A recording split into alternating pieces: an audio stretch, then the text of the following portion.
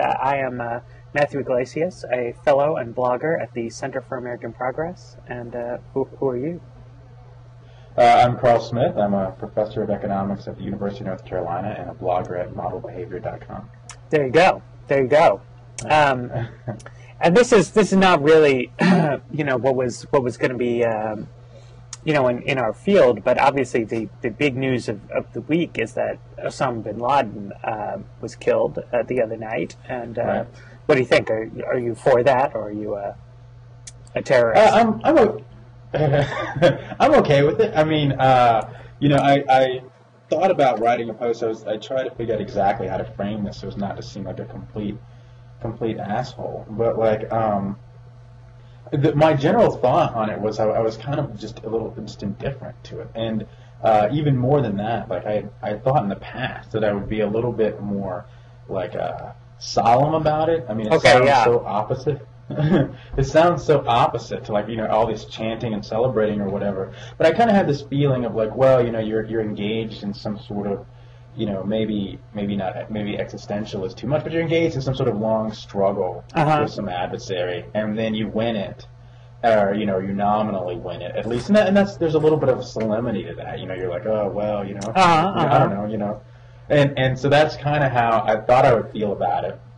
In fact, my feeling was a little bit more so what-ish, I think just because it had gone on so long, but I certainly didn't have the celebratory feeling that most people did, which just made me think, I'm a horrible American. No, I mean, I've been not writing this because I don't really have an argument or a point to make about it, but just the observation that my girlfriend and I were sitting at home.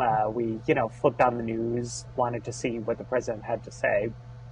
We were reading Twitter. The rumors started to gather. It became more and more clear what was happening, and because of Twitter, in this new way, you can actually experience the emotional responses of the community that you're in and of the world, while things are unfolded. And both of us were, I think, a little taken aback by how, jazzed up on a really genuine emotional level so many people were, that it's good news. I was glad to see the news, and I have no problem with people being happy about it. I don't have any kind of contrarian take on it, but it did not impact me at an emotional gut level. I mean, 9/11 certainly did impact me. I mean, I felt that, and if something had happened soon after, some kind of countervailing good news, I mean, I think I would have really felt celebratory. But this I didn't. I mean, it wasn't at all my instinct to go walk the 12 blocks to the White House and cheer and holler and stomp. I mean, I kind of wondered, is this going to change our policy? Is it good? I mean, I thought the speech was fine, and I'm glad that this happened, but it just doesn't. I don't know. I don't feel it. Yeah. So we're horrible people, I guess, is the conclusion. Or just emotional cripples or something. Yeah. It's I don't know, but obviously some people did feel very excited on a super core way, and this reminded me of the so it got me thinking, is it possible that in some sense a large proportion of Americans will just sort of feel better about the world starting this week, and that optimism will have some kind of real impact on economic activity? That there was always this idea, at least, or a phrase from Keynes about quote unquote animal spirits, and some connection, just some idea that at least when you have a lot of slack in the economy, that perceptions and expectations make a huge difference. And so if we all this week feel better about America, does that mean, at the margin, people will be more likely to expand their businesses, more likely to go buy things, and then suddenly it's a self-fulfilling prophecy? Well, there are two issues there, or at least two issues, and that sort of concern me. One is sort of what do expectations mean? Right. and sort of does sort of general consumer sentiment mean anything? And my sort of take on that has been no. That well, there are a couple things. One is that if you want to be sort of nerdy about this, if you look at the tracking of consumer sentiment over time, then we can break it down into like gas prices and stock prices and interest rates and things that are like sort of real. Right. And so a magical consumer sentiment doesn't seem to be appropriate. Okay, so there may be. So you're saying, I mean, things that have real impacts also impact consumer sentiment. Right. Right. So you might find some correlation, but it's not a real cause.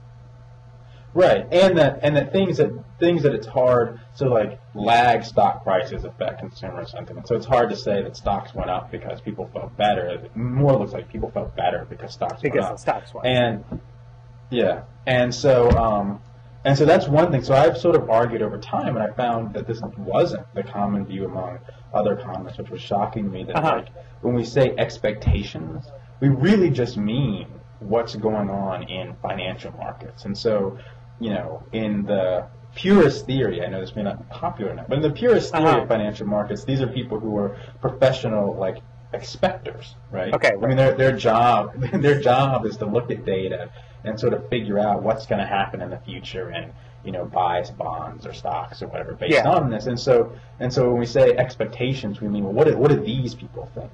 Right. And that everybody else in the economy just sort of reacts to the prices that are generated out of the financial market. So when stocks are high because a bunch of analysts think that profits are going to be high, then people get happy and they start spending money, or they, or actually their credit constraints are loosened, or conversely, when bond prices do this, or when credit is easier to obtain, people behave in different ways. But all the expectations are done not by sort of the man on the street, but by people who live in Manhattan for the most part. Financial. But I mean, isn't there? I feel a recollection that I've seen some surveys about like college football teams winning records seems to have some impact on the local economy. Like, really, I don't know. I haven't seen those. Okay, I'd better Google that up. I mean, it's of course possible that it's entirely transitory since people have only so much kind of money. And there's a real business cycle explanation there. If your college football team wins, then sort of the utility or whatever from going out and drinking beer goes up. Okay. And so well, sure. And so you have sort of an incentive to push consumption. Today. You have incentive to spend more money today because you're going to party with your friends, but then that'll just be balanced out by you spending more money, spending less money tomorrow. Right. I mean, if it's that pure sort of effect, if there's no. Yeah, but I mean, do we really think? I mean, in terms of people who went out onto the streets Sunday night and were getting drunk and dancing around, that whether or not you did that on Sunday is going to be completely balanced out by reduced bar going this next weekend?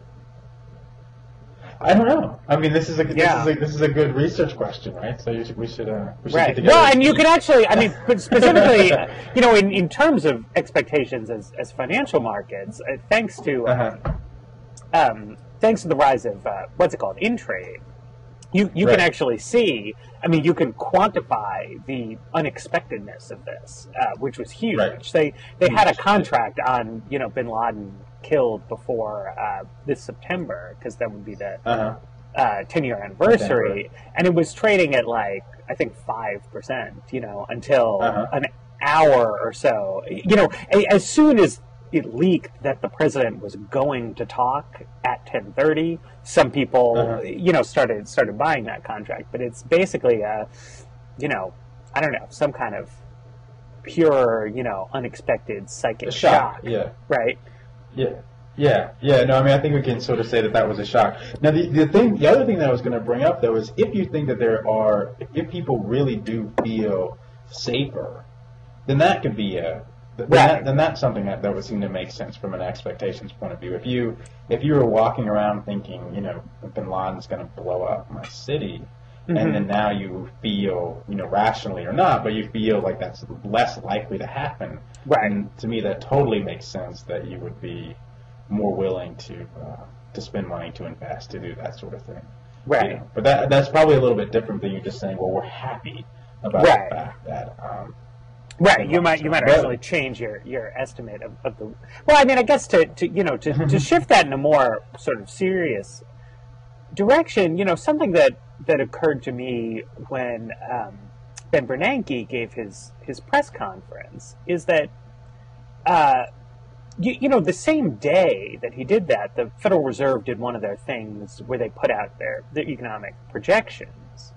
And obviously you can understand why the Federal Reserve wants to get in the projection business. But a projection they do is like very different from a projection that a university or a private firm or even the Congressional Budget Office might do, since what the Fed does, is one of the important inputs to these economic outcomes.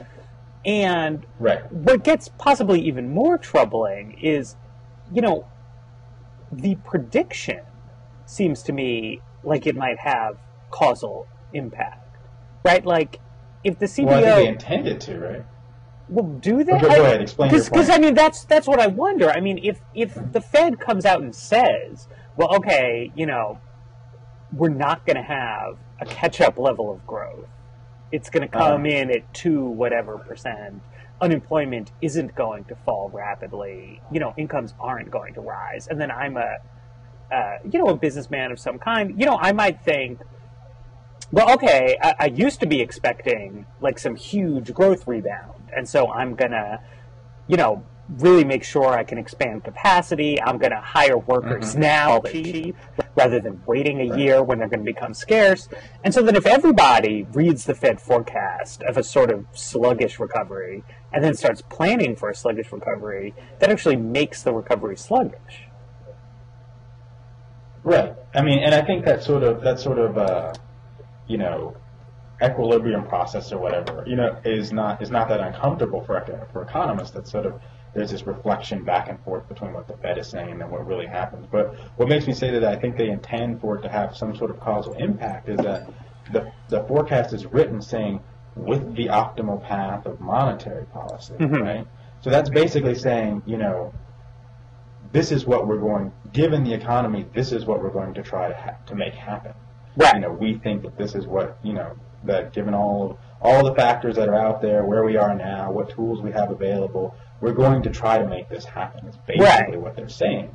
And so that's got to have some, and since they do have power to make things happen, that's got to have some influence on what your predictions. I mean, you're getting new information in that because the people who have power are telling you that this is what we want to happen, Right. I feel like this isn't sort of like correctly understood in the popular press or in the political system. That when this stuff comes out and there's reporting on it, you don't get headlines or lead graphs or whatever that I think make it clear that what's being said here isn't just like another predictor's prediction, but it's an actual statement that the people who have the policymakers who have the biggest impact on the economy feel satisfied with this projection, that they say it's the best they can do, or it's the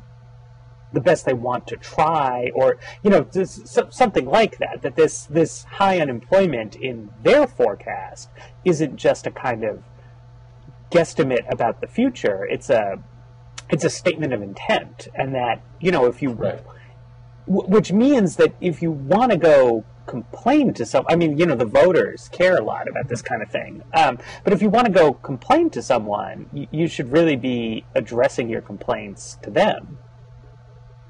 No, so that's a big issue that I did want to talk to you about. Damn. Before that, I wonder, and maybe I can get your feedback just in real time about this, is when I talked to Megan McArdle about the Fed and the beginning of Kids, the feedback I got, especially from people offline, was kind of like, huh? And so it was like they we started saying about inflation and unemployment and stuff like that, and I even had a friend who was like, okay, so I mean, maybe I'm just an idiot here, but isn't inflation when I go to the grocery store and things are more expensive, and what in the world does that have to do with unemployment? And so I'm not sure if we should spend any time like sketching out like this idea. I mean, of why we even think that the Fed can control unemployment or the Fed has any power over it. Right. I mean, I guess I think I think there's a few different ways that you can try to say, why this, relates, or how they relate, right? But the sort of the crudest way is to say that, if people had more money, they would do more stuff with it. Something. They would buy something. And if more people were buying more stuff, then more resources would be getting used somehow. I mean, houses would be full, people would be working, something like that. But at the same time, at some point, if there's just more and more money, which I mean, more dollars, then what a dollar is worth in terms of real resources goes down. And so, in particular, if you imagine an economy going at full tilt, just sort of creating extra money and giving it to people, can't change anything on the real side because it's at full tilt. So all that could happen is prices go higher. But as long as there's some kind of slack, there's able-bodied people who could be working are sitting around. There's machinery that could be doing something, but it's idle. As long as that's the case, then there's going to be, some real impact of people having like more dollar bills around. Yeah, I think that's pretty good. I mean, I struggled a lot with this, and I listened to Bernanke's testimony or conference, press conference, and there's always this issue of how do we talk about economics in general. And I think monetary policy in particular has this problem, and that we want to get people to the right answer, but the way that we think about it is so different than the way that ordinary people think about it. That to give a glimpse into our understanding is just to be throwing out confusion to other people. And so I think it's fair, and this is the way I've tried to explain to people, and this is basically what you just said, I think, consolidate. I think it's fair enough to say that we think that, one of the things the Fed does is it prints money, and that determines how much money there is out there. And if there's more money, people try to buy more stuff.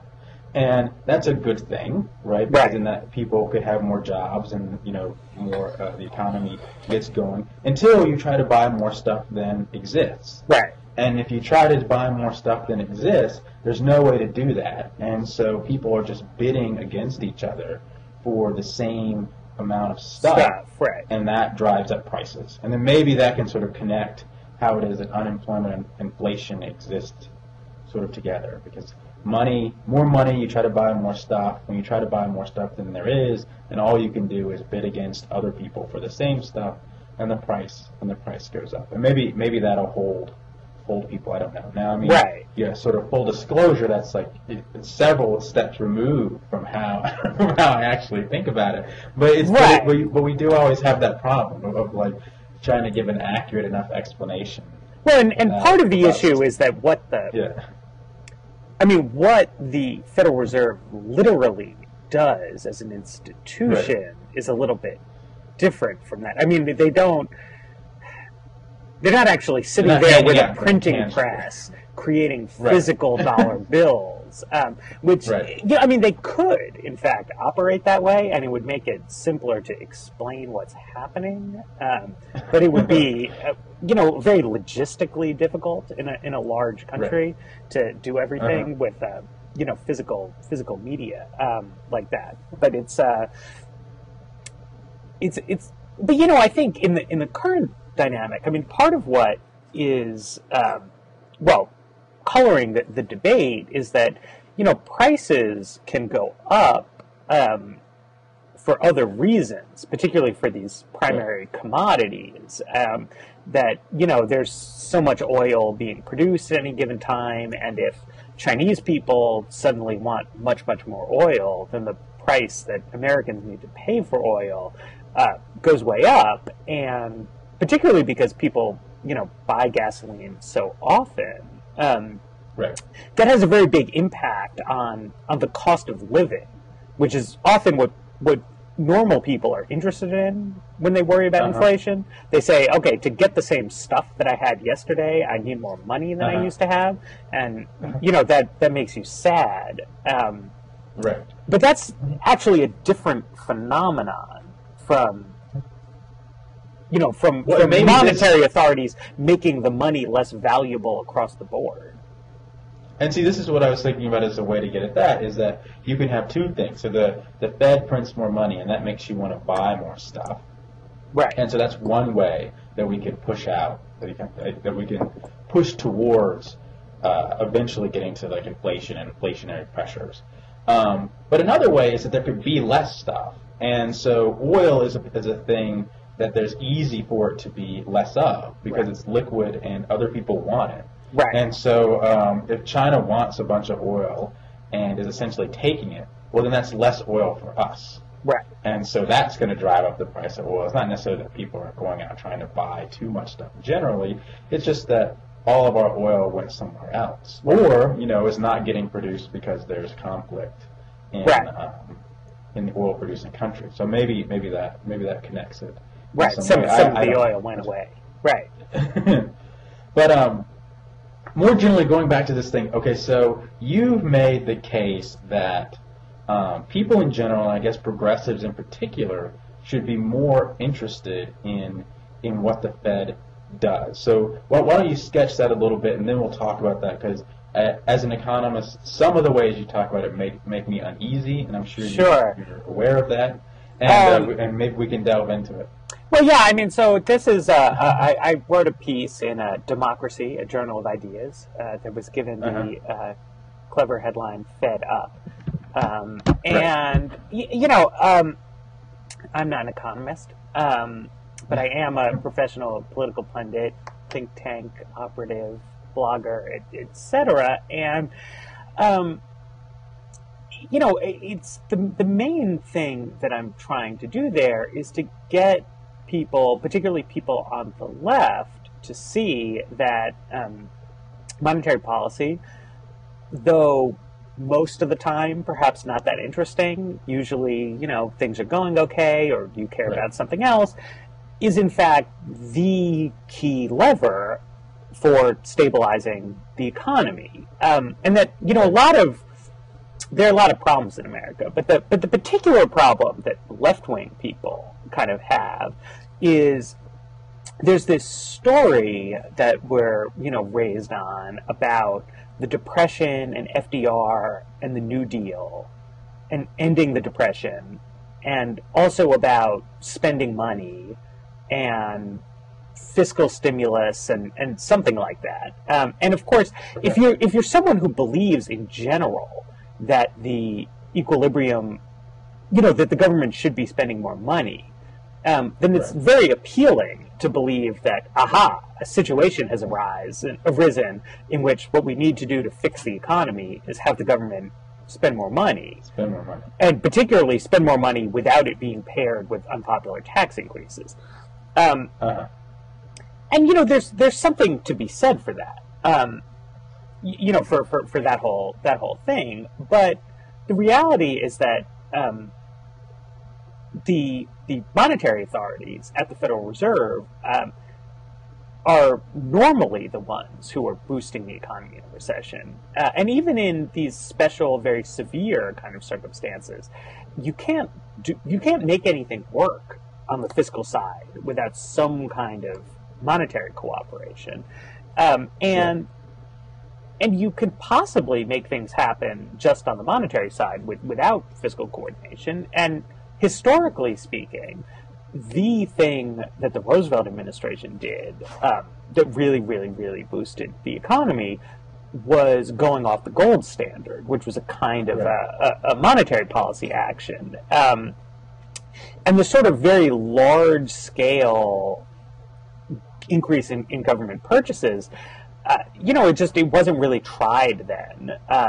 It was attempted to an extent in the Obama administration, but, as people will tell you, not on as large a scale as it was sort of proposed. And it's not really clear that it's politically possible, or even logistically possible, actually. Something I know you will agree with is that, something I've heard from some lefty types who went to work in the Obama administration is that they were taken aback when they actually had to sit down and, come up with a stimulus bill, about how difficult it was to put their theory into practice. That organizing this sort of rapid ramp up in government purchases was really hard to do, and that's one of the reasons they didn't do it at the scale that people on the outside would say they should. Yeah, this isn't our main focus, but I do try to make that point a lot. And seeing as I just whined about it today, I'll take this opportunity to whine about it again. Go for it. Which is there's this general note. So if you are a Keynesian, and I'll just go ahead and say this since I think that has currency probably with most of the people who would watch this. If you're a Keynesian, then you believe that what would help an economy, or one of the things that could possibly help an economy that was in a severe slump like ours, is increasing the government budget deficit. Right. And so basically the assumption is that private businesses aren't borrowing, money is piling up, and the government can step in and borrow that money and put it to use in some way.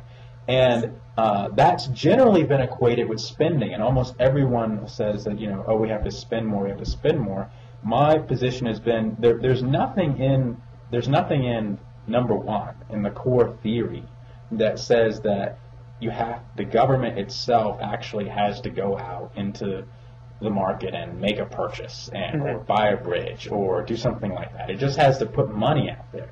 And in a practical way, in a really practical way, the easiest way to do that is to give people money. And especially, we can argue about what people will do with the money when you give it to them, but history and common sense usually says when you give money to people who don't have a lot of it and who are struggling for the fact of it, that they're going to spend it, and on things that for whatever reason they think are a good idea. They don't have any sort of procurement issue problems, or bidding problems. They go to the store and they buy the stuff that they want. And so there's a huge Keynesian argument that some method, whether it's a payroll tax cut or even just cutting people checks or something that you want to invent like that, but just putting broad-based money or broad-based refunds out to lower-income people or people in general or just every American, regardless of income or something like that, would be stimulative. But this is just completely ignored. I feel like maybe not completely by the policy folks, since we did have a payroll tax cut, but at least by the punditry, sort of scream and say this, hey, tax cuts are completely Keynesian. And, in minor defense, there was in the Recovery Act had a big refundable tax credit element and also a big food stamps element, which are both. Yeah, it did. What's funny about for whatever reason, they preferred handing food stamps out to people to hand, at some margin at least, to handing just money. But the appeal of the food stamps is specifically that they're for a government benefit, pretty cash-like. You can spend them on lots of things, and it's fungible in your household budget, and also it's targeted at poor people. And they already had the administrative apparatus in place to sort of push it out.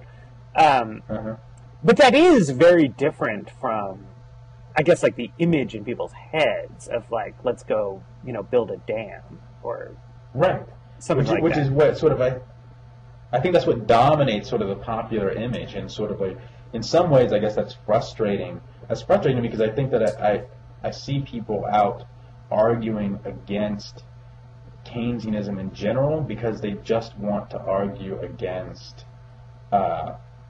government purchases of various things. And, maybe you would say, and I don't know exactly what your feelings are, but they just want to argue against, giving money to lower income people versus higher income people. No. Maybe I don't know if that's your case or not, but still, I think there is a contingent of people, at least, in the blog world, who are against government, the government making purchases.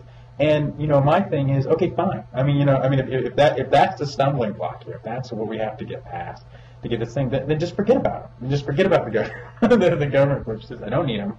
And just let me, have a payroll tax cut or something like that, or maybe you don't want to. Maybe some people are against food stamps. You think it's a bad program. Okay, okay, fine. But there are lots of ways. Yeah. So this is what I think. Because part of the background here is this Keynes versus Hayek, battle rap video, which I always thought was weird because Hayek was right about a lot of things in life. He's a very influential figure, but he was really, really wrong about the Great Depression. And it seems to me obviously so. Governments kept trying year after year, this kind of let's wait, things will get better. And it kept getting worse. And I think it's particularly weird for Hayek's core fans to be so blind to this. Because what happened, right, from everybody who likes free market economics listening to Hayek and Schumpeter about the Depression, is that absolutely everything about free market economics became discredited in the 1930s. Right. That's how you redefined a world in which the rightward pole of the economic policy debate was, governed by the Truman administration, and the leftward pole was Joseph Stalin. Right? It's precisely because people listened to Hayek, and Hayek was totally wrong about this. And what you want to say is something like what you're saying, that, look, we can do this stabilization, without any planning or government purchases or whatever. But there seems to be an enormous interest among, Americans with sort of free market economic views in reviving this sort of Hayekian stand-patism in the face of a depression or a recession. And I don't know exactly what motivates it, but part of it seems to me that there's a sort of you really see this in the rhetoric of a Paul Ryan, that there's a desire to create a bolster myths of the free market, such that prosperity comes from entrepreneurs who just struggle on their own, lonely, in a Ayn Rand-like way, against the moochers and the takers in the government, and that's why all taxes are wrong. That's why everything we want is wrong. That's why we just valorize wealthy businessmen. And that any suggestion that the government has any kind of role to play in anything sort of destabilizes that and makes you say, well, if we need a sort of collective entity to manage the macroeconomy, then that ethically licenses all kinds of redistribution. Okay. And people don't like that idea. Yeah, so I struggle with that because I feel like, certainly in Hayek, there are, many things that I personally agree with, and I think have become more or less the dominant view among economists about, the virtues of decentralization and the virtues of individuals making most of the choices in the economy about what happens.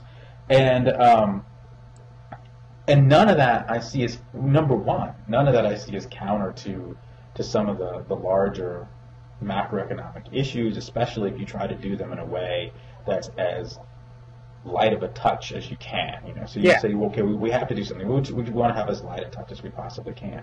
But the other thing is that there seems to be, and maybe this is related, you were saying, with licensing, the redistribution, there seems to be this wild fear that I don't understand that the ideas of central planning and what we used to call socialism, and that word is so crazily used now, I don't know exactly what people mean, but what we used to call socialism, we meant this idea that the government decides what's going to be, what's going to be built, what's going to be created, what the economy is going to look like.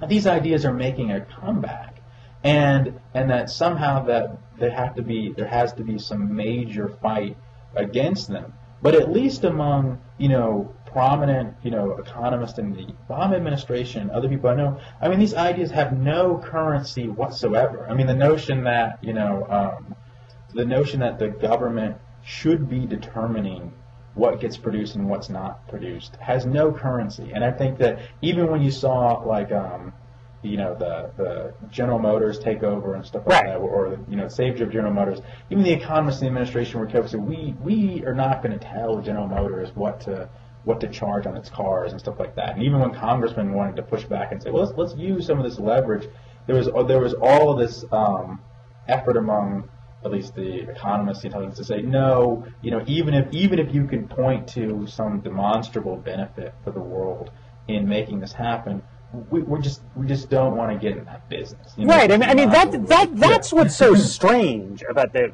resurgence of interest in defending capitalism as such, is that we actually just did have a period in which events and political considerations and drama in the world caused the United States to have a number of prominent state-owned firms, of which General Motors and Bank of America are probably the most significant. And the Obama administration, thus, I mean, there was an opportunity, in a real practical way, that Bill Clinton and Jimmy Carter never had, to introduce planning into the American economy, to say, or to do all kinds of things. Bank of America could have said, we will only give corporate lines of credit to firms that agree to card check unionization processes, or that put solar panels on their roofs, or whatever it is. I mean, exactly. Glenn Beck has done a great business, sort of pointing out that, in a funny way, in January of 2009, we had the old Lenin commanding heights thing going on. But that was over 2 years ago, and none of that stuff happened. Because none of the people in the Obama administration think it would be a good idea to try to use government ownership of banks to dictate economic events throughout the economy. And now they're selling off all that stuff because they don't, they sincerely don't think that would be a good idea. And I think they're correct. I mean, there's a lot of fun stuff I could do as a central planner or, whatever, but on the long term, that's not a good way to run an economy. And we actually have consensus about that. And yet there's this furious fake debate about it, which to me is ultimately really just a debate about progressive taxation. That's what's driving people. Is it? Or, I mean, I don't know. I'm more sympathetic to genuine delusion on the part of. So my wife, loves to claim credit about this. There was a debate at the beginning of the whole Glenn Beck thing over, is Glenn Beck manipulating people, or is he crazy? Right. And from the beginning, I said, no, I think that guy is crazy, right? I mean, I think he's, maybe he amps it up, or he uses theatrics or whatever. But in terms of his general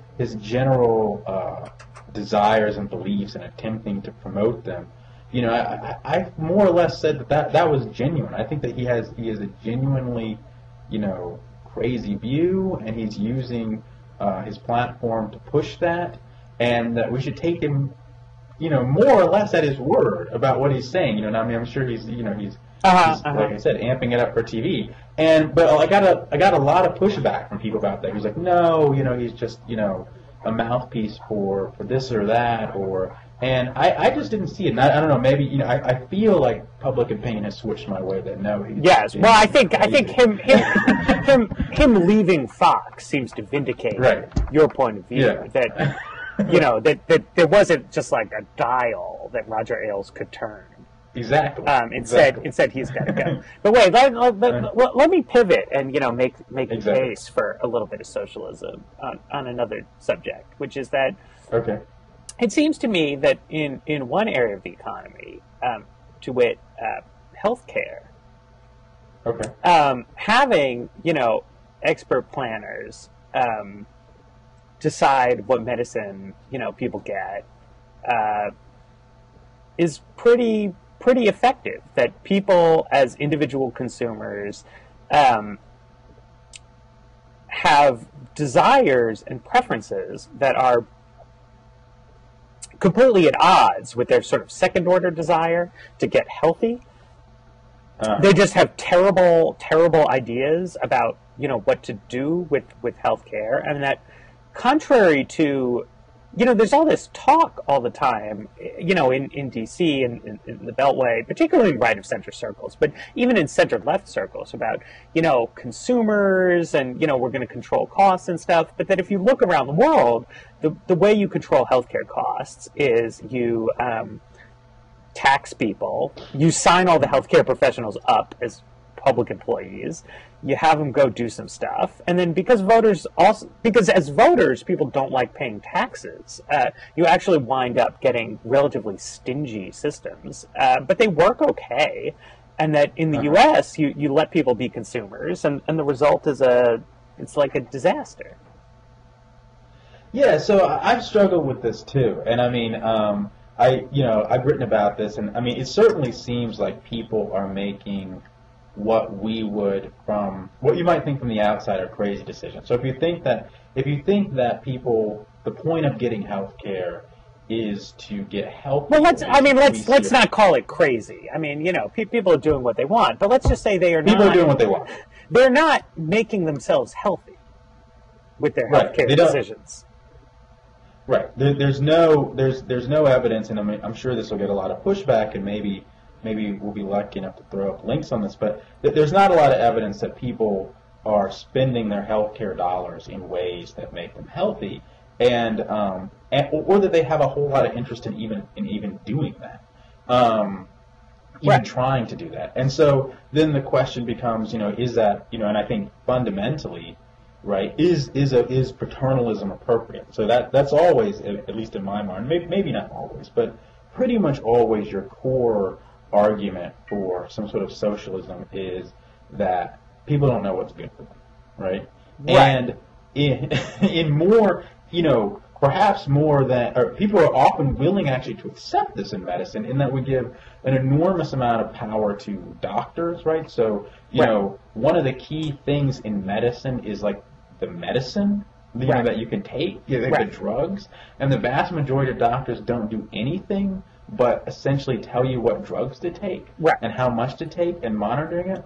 But that's a completely paternalistic system, and it's enforced by law. Right. So you can't say, and it's doubly enforced. I mean, we have one set of doctors who are telling the doctors what medicine they're allowed to prescribe. Right. And then you, as a patient, need to get a doctor to agree to give you the stuff. So people more or less, for better or worse, and I go back and forth, for better or worse, people have decided on enormous amounts of paternalism in medicine. And so extending that paternalistic argument to say, well, why not just have the state completely control medicine? I'm open to that. It's obviously it makes it seems uncomfortable. It seems unruly, because you would say, well, maybe people are getting maybe people are just deriving a lot of happiness out of the fact that. Can you hear me? Oh yeah, you're back. Okay, so maybe people are just deriving a lot of happiness out of the fact that they can go to their doctor and buy whatever useless treatment they want, right? So I mean, if you look at sort of, I guess extreme examples, the United States and Great Britain, right? And obviously Great Britain has given out a whole lot less medicine than the United States, but it doesn't seem to be making any difference in how long people live. And in my answer, so lots of people have different answers. My answer is because medicine doesn't make a whole lot of difference in how long you live, especially at the margin once you've taken care of like your basics. It doesn't make a whole lot of difference. But maybe people just get a lot of satisfaction out of that. Right. And if they want to do that to the exclusion of getting a nicer house or a better car or more trips to the mall, is that better or is that worse? I mean, should we just trust? I mean, where do we get our notion of value if we're not getting it from consumer preferences? But I mean, what I think makes this particularly odd, I mean, in addition to consumer screwy behavior, is that, what it is, is that the healthcare is subsidized everywhere. Okay. I mean, in the U.S., even leaving aside our very expensive government programs, there's enormous sort of, tax subsidies, sort of regulatory issues involved. And there's just huge variation from within the developed world on, what the spending is on these things. Normally, people who live in relatively stingy countries have some kind of options. I mean, you could go to Ireland and pay a doctor to do something that NICE won't let you do in England. But people, despite the occasional stories of Canadians who live near the border driving south, like relatively little of that actually goes on. And so one of the things that you do in these more statist, stingier systems is in some ways actually enhance consumer choice. That in the UK, people receive relatively little subsidized healthcare from the government, which means they have more money. Whereas in America, there's this enormous apparatus sort of giving you, as a consumer, a lot of freedom to do what you want with your healthcare money, but it's combined with this enormous push for you to have a lot of healthcare. You get this very generous Medicare when you're retired, and for most people, a relatively stingy Social Security check. Or if you're a worker, your employer receives a huge tax advantage to give you more health insurance rather than more just money. And if you had a taxpayer-funded system that was cheaper, and then people could have more money, it seems to me that they would not, in fact, be choosing to spend that extra money on extra healthcare services. That there's an inconsistency within consumers' preference for healthcare. Okay, yeah, actually, that I like that. I'm going to listen that that just sort of you could think of this as like austerity for government healthcare, then just opens you up to say, okay, we don't want to we know that people are going to more or less, and this is a point where people are going to more or less insist that the government do something to provide health care for people. And so if we create a system, we create the stingiest possible system for that, then you can allow people to do whatever they want. And whatever they want is buying more health care, that's fine. But virtually no one does that with their own money. Right, and it's not even that the system has to be the stingiest possible system, but it seems to evolve that way, right? I mean, when people are faced with a straight-up choice, you want to vote for the party that's promising you higher taxes and a more generous state-run health thing versus lower taxes. I mean, they just had an election in Canada where this was faced very squarely. 40% of the people voted for the lower taxes and stingier health care versus 30% voted for the higher taxes and more generous health care, and 20% voted for the party in the center of that, and due to their electoral system, that means that the stingy party won. But the point is that, it's not... people like consuming healthcare services when they're in the doctor's office, but when they're in the voting booth, they don't love the idea of higher taxes. And then when they take their after-tax dollars, they're not chomping at the bit to spend it on useless medical treatments.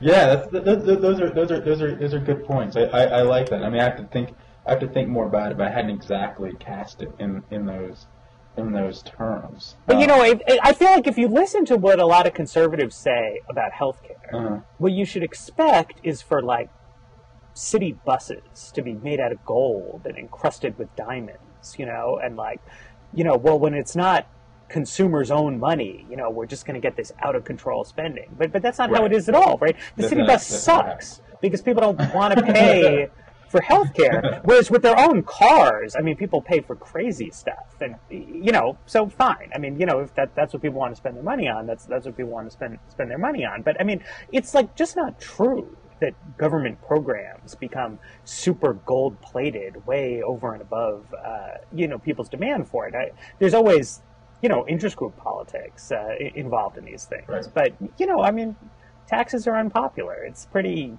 basic. And that in itself is an important constraint. And we can get into a major, slightly geekier thing to say that if what people are doing part of with their own money is, the economist word is signaling, but I think it would make more sense to most people saying showing off how much money they have. Right. Well, you can't do that with a public bus. Right? So, I mean, if you vote for the gold-plated public bus, then, who cares? Because the point of putting gold on your car is to show off to everybody that you have gold on your car and they don't. Right. But if it's the public bus, then everybody has it. And so who cares? And so get rid of it. Well, and also... So that's... Right. Well, and also, if part of what happens when you go see the doctor, I mean, I remember this recently. I had to have some dental surgery. I was in a lot of pain, and I had money, and what I wanted, I wanted two things. One, I wanted to not be in pain anymore, and two, I wanted someone to tell me that this was going to be okay, and that shortly, and that between time A, when I'm in excruciating pain, and time B, when I'm not in excruciating pain, I wanted to feel confident that I was going to get the right thing done. So I took enormous solace in the fact that, A, I was sent to an oral surgeon who had a little asterisk next to his name in Washingtonian Magazine's Best Doctors thing. Okay, I was going to a good guy, and then we went the x-rays, and he assured me that the thing that he was going to do was the right thing to do. Right, so I felt good about that. And so since this guy was a surgeon who doesn't, his incentive was to tell me that the right thing to do is whatever is most profitable to him. Whereas if he was a government bureaucrat, his incentive is, if you want to be idealistic about it, his incentive is to actually tell me what the right thing to do is. More cynically, his incentive is to just get me out of there, at the lowest possible cost. So it means that, the problem can't be flagrantly unfixed, or I'm going to stay there and yell at him. But beyond that, it doesn't matter. And what you're looking for as a patient is that, don't worry, you're in good hands. I've got this figured out. I'm gonna go treat you. You need to sit here and wait for 45 minutes. Because waiting in pain, it's bad, but waiting in pain and anxiety is so much worse. It's worse. No, I think that's right. That makes a lot of sense to me. And if you can provide, the assurances in any way, I've made this. And I think you even made this case with this that to a large extent, sort of, people are willing to spend money on sort of witch doctor type medicine, and it's not entirely ineffective for what they want, right? Which is to have some sort of sense of either control or feeling better about what's going to happen to them, or closure, or all these things that people want out of this system. It actually works for that. It is providing them with some service. It's saying, well, look, things are going to be okay, or things are going to be better. And if you take sort of my, sort of dark approach to that, most of the time things are going to be better on their own, and so the witch doctor is going to be right, and, he or she cured your anxiety. in the meantime. And then when things are not going to be better, a lot of times you die, and then you don't even know. Right. So then either way, you're okay, because you're not sitting there like, he told me it was going to be right, it's not all right. I think the healthcare section of Esther Duflo's new book, which is called Poor Economics, and it's about the poorest of the poor, the third world. But I think it sheds a lot of light on healthcare across the board. And she does some experiments about free clinics and blah blah blah blah blah blah versus witch doctors. And people would rather pay out of pocket to see a witch doctor who tells them that some little song and dance or whatever is going to cure them than to go for free to a government-run clinic that says, you've got cancer and there's nothing we can do for you. Right? Like, that sucks as a consumer experience. Like, people who are doomed don't want accurate medical information. Right? I mean, they want false hope. And the witch doctor will sell false hope, which is worth something to people, versus some, nurse who's like, sorry. Right? And that actually makes perfect sense. And in some ways, I think that the willingness we have to adopt a condescending attitude about, extremely poor rural people winds up shedding some decent light on our own behavior as, rich world sophisticates. That, it sounds bizarre. Why would you go to a witch doctor? Why would you pay out of pocket for a witch doctor rather than going to a real doctor for free? But the basic reason that people don't like to feel hopeless, like, that's very common, right? But, then there's a different question of whether we should be, then setting up a system based on the idea that people are going to make good health decisions that way. When, just having the free clinic and then just having some money that you can blow on whatever, might be better than the subsidized doctor. Anyway, that is my pitch for socialism. Okay, so that was actually more compelling than I thought it was. We don't have that much time, but if we can, and I always have a willingness to run over. I don't know what your schedule's like, but I don't know. I should probably do something. So is you back to the thing about you telling progressives to get more involved in the Fed, destroy federal bank independence, and lead us into a ruinous inflationary spiral. So there you go. Right. Well, I don't think that we should destroy central bank independence. What I think is that we should, I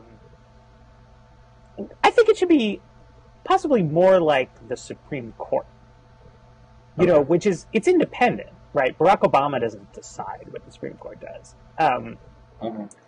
But we take it for granted that it's a legitimate and important thing for people who are talking about public affairs to be talking about, including politicians, to be talking about what's happening at the Supreme Court. That people understand that if you don't like legal issues in the United States, that, you direct that complaint to John Roberts, that Barack Obama has a really important role to play in the Supreme Court, which is to say he nominates justices when vacancies occur, and it would be grossly irresponsible of him to just forget to do that for a year.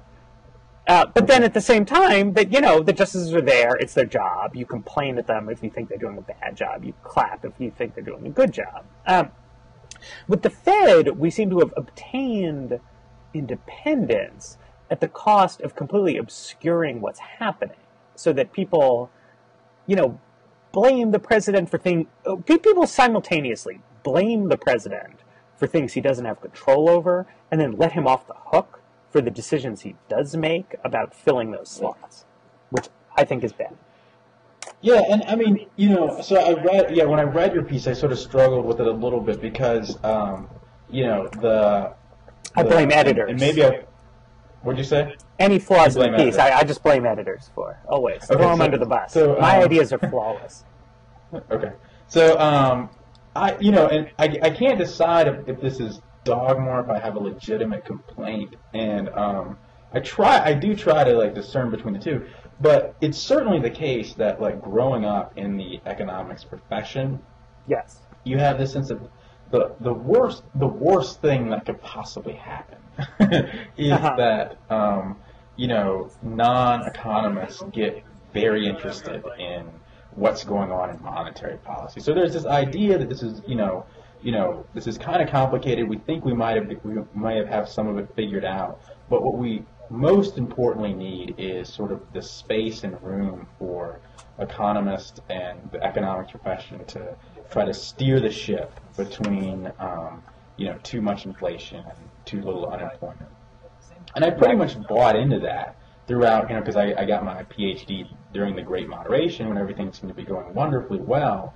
And it was deep into this crisis where before I felt like it was even appropriate as an economist to express displeasure at the Fed publicly, like not to other economists, to non-economists. And I kind of did that because I thought that things were breaking down. But it seems in some ways, and I was even talking to some of the first journalists, I was like, well, I feel uncomfortable about this. This is not what we're really supposed to do here. Say bad things about the Fed, air dirty laundry, all like this.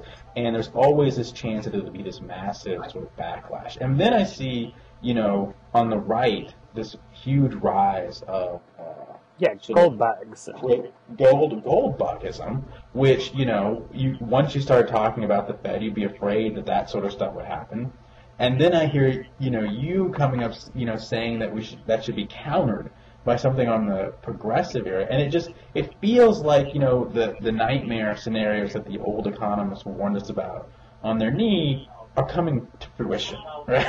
Right, but see, I mean, what I think goes missing in that story, right, is that what set the whole nightmare off is that monetary policymakers had this great thing going, which was based on the idea that they were doing a really good job. Right. But if what happens is that your great moderation ends in a stupendous crash and then a prolonged period of super elevated unemployment, I don't think you can blame, the agitators for, putting this this on the table.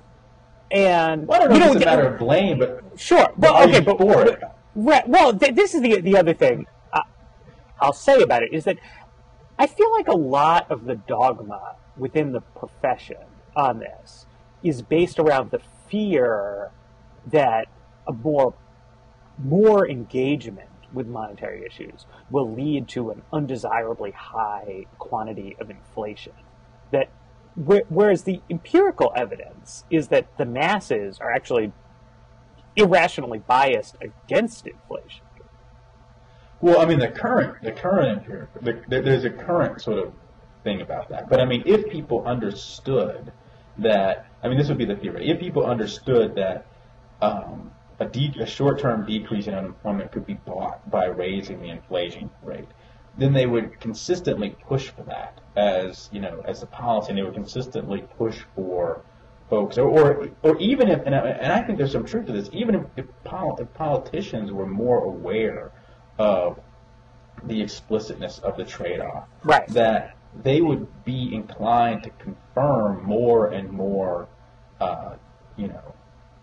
unemployment-focused folks to the Fed until you got this sort of trend of being overly focused on short-term stuff. And some people say that that's basically what happened during the 60s, is that you got a Fed that was more and more willing to sort of like boost Washington, and then we got runaway inflation. Right. But so, okay, I'm going to have to go, but my challenge to people with that concern is that seems like a super reasonable concern to have developed in the mid-1970s, like a great response to what was in fact happening at that time. And so I don't blame anyone for having constructed the sort of post-Volcker conventional wisdom around this. The question then becomes, given that this is not the mid-70s, it's the 2011, and given that what that paradigm has produced is too low inflation in the United States and policy that errs even more in that direction in Europe and Japan, where is the rethinking? right? I mean, if moving the way we did was a rational response to the 70s, then surely there has to be some response to what's happening now, particularly because, even though I'm an American, so I write more about Ben Bernanke and the Federal Reserve. It's even worse. Yeah, I mean, the other people are doing worse. I mean, there seems to be some kind of gravitational pull toward, deflation. Yeah, I mean that's good. I mean, I guess I'll have to let you go. I'm not ultimately convinced, but yeah. Well, I'm going to declare semi-victory, and this is the pattern. You and Megan, I keep thinking we're going to have a nice sort of like collegial discussion, and there's always a declaration of victory. That's the difference between the academic and the professional political party. Right. Just try to see me, run some regressions or something. It'll be embarrassing. All right. Well, it's good talking to you. Yeah, nice talking to you. All right. Take care.